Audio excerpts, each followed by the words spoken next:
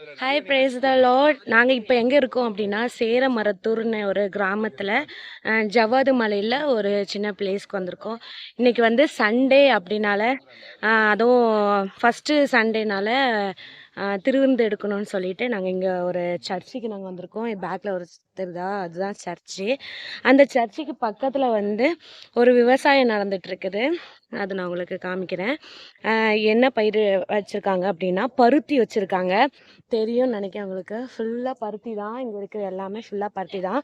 அங்கங்கே வந்து இடையில வந்து தக்காளி வச்சுருக்காங்க. ஸோ எவ்வளோ தக்காளி பாருங்களேன், வீட்டிலலாம் இப்படி வச்சா வரவே செய்யாது. பட் எவ்வளோ தக்காளி பாருங்களேன், செம்மையாக கொத்து கொத்து கொத்து கொத்தாக காய்ச்சி இருக்குது. அதுக்கு பிறகு அங்கங்கே வந்து ஸ்வீட் கார்ன் விளைய வச்சுருக்காங்க.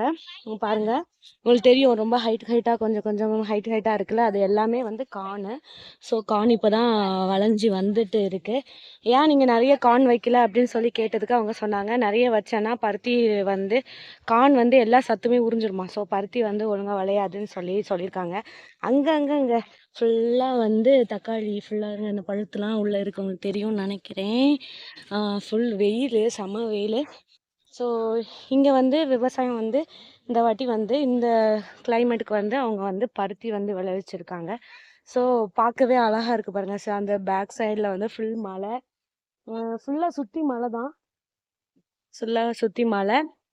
அதில் ஒரு இடம் வந்து அவங்க வந்து இப்படி பருத்தி வந்து விளைய வச்சுருக்காங்க.